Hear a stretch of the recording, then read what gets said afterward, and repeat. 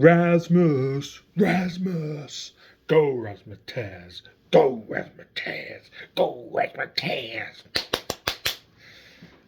Yes! Oh, I can't tell you how good that felt. Wow, we got there. We got there in the end. Another fucking frustrating watch, but we got the win. I'll start with, actually, we've just ended someone's unbeaten record. I think the last time we'd done that was Arsenal's 49 unbeaten run. How long ago was that? 20 years ago? Plzen had not lost at home in 2 years. Last time they lost was Barcelona 2 years ago. United show up. Not looking amazing, but get the job done. And there are a lot of talking points from this evening's game. Firstly, it was quite nice to have an early evening game, so I get a bit of the evening back, because there's nothing worse than watching that kind of shite at times late at night, and then you end up finishing after 10 o'clock and it just puts you in a bad mood when it's been that shite. But we won, so I cannot complain. If this was an 8 o'clock game, I would be probably buzzing my titties off. So hi all, welcome to Flashtalks. If you've never watched me before, I'm just a bloke who waffles on talking absolute shite about many different things. One of them things is Manchester United, my team. And so it was a really frustrating watch. It was really nice actually for me to watch with my lad. I think it's the first Europa League game he's watched live this season, because obviously 8 o'clock games are a no-go when he's got school the next day. So it was nice. It was nice, the two of us watching it. I love watching games with him. And it's just nice to, it's a nice experience.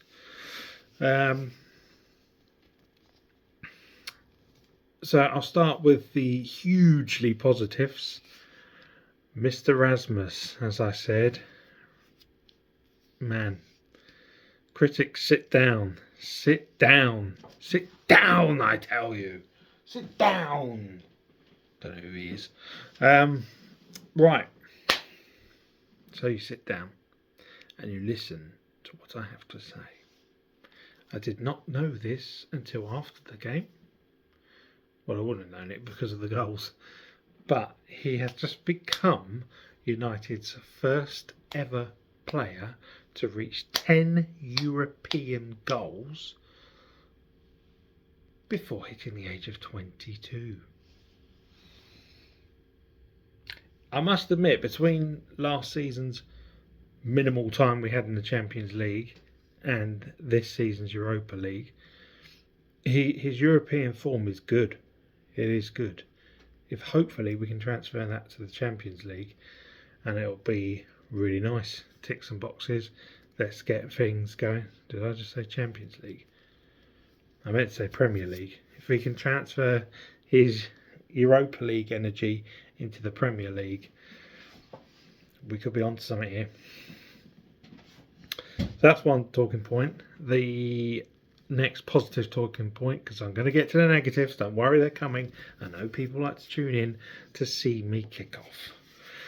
So Mason Mount, actually just go with the gaffer. The gaffer realised how shite the game was, and he just decided, I'm pulling the plug now. Slowly but surely I'm pulling the plug on some of these players, and we're going to change this game. And Mason Mount, Rasmus Højlund, of course, Ugarte, and rather amusingly, even Anthony, I think, made a bit of difference today. Would you believe that? Where's my son's football? No, I could have rehearsed a little bit of a joke here. I was going to say Anthony's ball's just landed in the garden. That shot, that shot he took.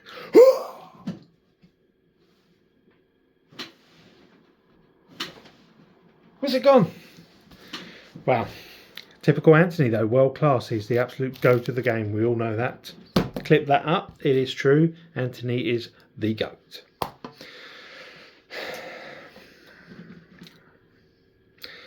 Yeah. Moving on. Yeah, the gaffer really does deserve the credit. He made the world of changes. He knew it was time for the change, and those players that were rested on the bench hopefully will be starting against City on Sunday, because a lot of those players that started this game are complete and utter shite. Right. Here we go. Quick positives out of the way. Thank you very much. Well done. Lovely stuff. Time to get on the negative train.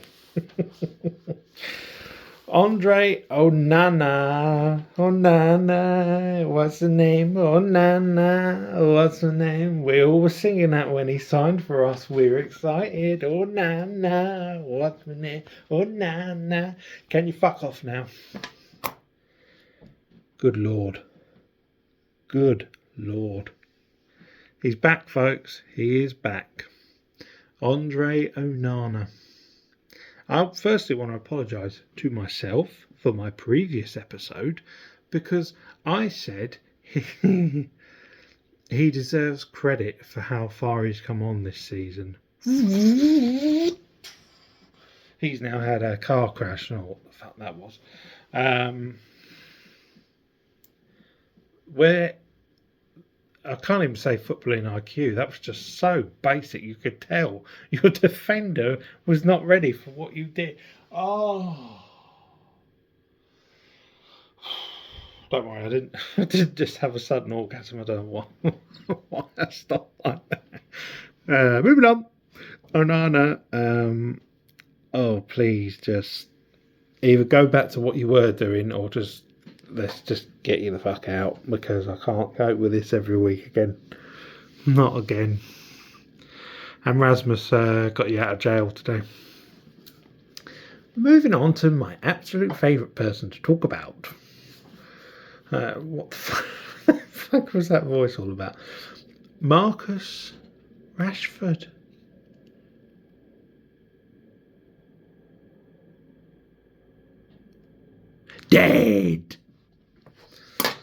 Dead to us. Right, I've decided going forward for Flashtalks, I'm only going to talk about United after games, unless something absolutely groundbreaking, massive happens. Just simply, I just don't have time to do so many videos on all the other stuff I talk about, as well as United, and there's so much United content online, you ain't got time to watch Flash as well doing it. But I will be doing it after games, because I like talking about it and I like summing it up, and I like to go over some of the things leading up to the game. Just do a general United roundup. So we've all seen the reports that Marcus Rashford is up for sale, possibly as soon as January. Please God. I think for the second video in a row, I'm going to do it. Please, God, go!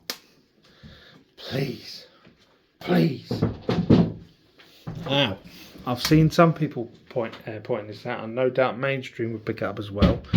Did you notice when he got subbed off, the manager did not even look at him? And then even when Rasmus scored the first goal, Rashford on the bench, like that. You don't want to be here, so go. We don't want you anymore. You don't. It's about to turn very, very toxic if you stay, I think. So get the hell out now. I've heard reports of Arsenal. I've heard reports of Barcelona. I've heard reports of even Real Madrid. Well, they wouldn't do it. They're not stupid enough. Arsenal, Barcelona, Bayern Munich, PSG are the obvious ones. There's some very big clubs there interested in Marcus Rashford, so it's a no-brainer for him. It's a change of scenery. It will do him the world of good, I think, if he's still in love with football. Is it the bigger story that he's just fallen out of love with the game? Don't know. Or is it just we've overhyped him and he really isn't that good? I mean, that's for him to decide and prove us all wrong. But he'll hopefully prove us all wrong when he's away from here, because it's becoming really, really. It's getting that point. The toxicity is going to get to the extreme. And it's a sad story, really. It's a sad story that an academy player has gone to this low of a depth. And he can't even use the excuse card if he hasn't been supported. He was supported to death by Erik ten Hag.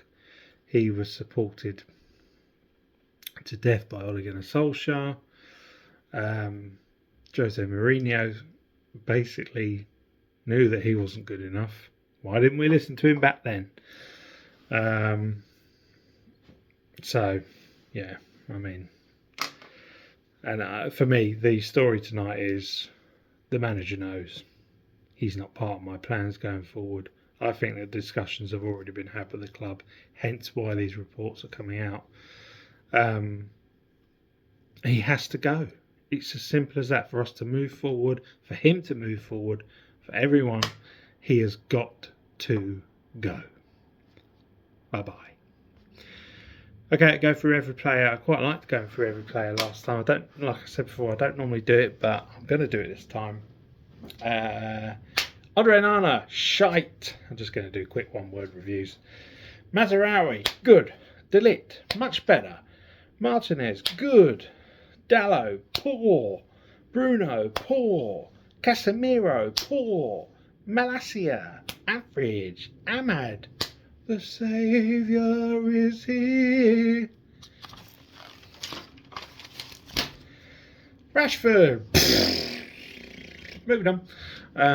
Xerxes, crap. Ugarte, great. Garnacho was good for the 10 minutes he was on. Rasmus,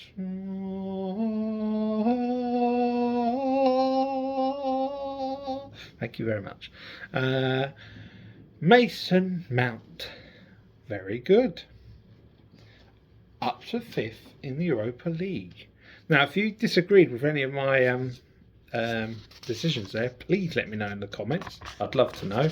Particularly like some of the players I said poor, and you might have been thinking, no, they played well. Yeah, it was about Dalot tonight. It just, I've also started thinking in the last few days, who would I was there anyone I would be really gutted if they actually sold? Because the rumours are the mass clear out has got to happen and will happen, because we're in shit. We're proper. We've been saying it for years, but the sell to buy has now reached that point of, well, no return. That's what's got to happen. We have got to sell to support the new gaffer, and that's really worrying, because we know we've not been a good selling club for, well, since Sir Alex. So it's time to put up or shut up, Ineos. I didn't have my say on Dan Ashworth, actually. I've been told by several people. I thought Flash would be all over Dan Ashworth. Let's be honest, it was an absolute horror shit show. How can you hire someone, go all out to get him from Newcastle, and stick him in his garden for what felt like 9 years, to then bring him in and say goodbye 5 months later? What the actual fuck? The only positives I look into, apparently he was very pro bringing in Gareth Southgate. Anyone that's pro bringing in Southgate is a fuck off, get the fuck out. Yeah, so I'm fairly happy, to be honest, with the fact he's no longer on board. It's ruthless time from Sir Jim Ratcliffe, but the pressure is on him massively to get things right. He knows all eyes are on him. This has been his project now for 12 months. He's officially been a part owner since Christmas Eve. So, time to put up or shut up now, mate. So, the lethal axe has got to come out to this playing squad to support this gaffer, or Manchester United will probably never reach heights we were at before. Get them out to move on. Simple as. Message is clear. We all know that. So there isn't many that I'd be like, oh, I'm gutted they've gone. There really isn't. My son would be in bits if Garnacho went, and I think it would be the wrong decision to see him go. I saw reports that either Garnacho or Rashford has got to go for the sake of PSR, otherwise we're in the shit. Well, it's got to be Rashford, isn't it? You cannot sell Garnacho, even if a big money offer came in for him. You can't. Rashford, take the loss, get his wages off the bill, and 40 million bid apparently is what they'd be expecting. You never know with these things. I'd love it if he went in January and we don't have to put up with it till the summer. I feel sorry for Amarin that he's got to put up with this until the summer now. It's quite heartbreaking for him. Well, heartbreaking for us to watch, but for him, he knew what he was taking on, and it's an even bigger shit show than probably he even realised. Next is Manchester City on Sunday, who are looking absolutely shocking at the moment, but so are we. So it's the battle of the shit show. Who is the shittest team in Manchester at this point? We'll find out on Sunday. All I'll say is, has there ever been a better time or an easier time to go and beat City? It has to be now. And we could be the ones to put the nail in their coffin for this season's Premier League hopes. Well, let's be honest, they might not even have Champions League hopes, because that could very nearly be over. They got PSG in the next round. Looking very dangerous for them. And they're out of the Carabao Cup. Their only hope could be the FA Cup, and they got that easy draw. So anyway, that's enough talking about them. So I will react Sunday after the game, and all I've got to say is, come on, United, fucking get it done. Right, please like the video. Please hit subscribe if you haven't done already. It would really mean a lot to hitting that subscribe button. I'm on the road to 50, 9 to go. Once I get to 50, I could do more content. Can't fucking wait. Bring it on. Yeah, like, share, subscribe, comment, please. Let me know what you thought of the video. And I'll see you next time.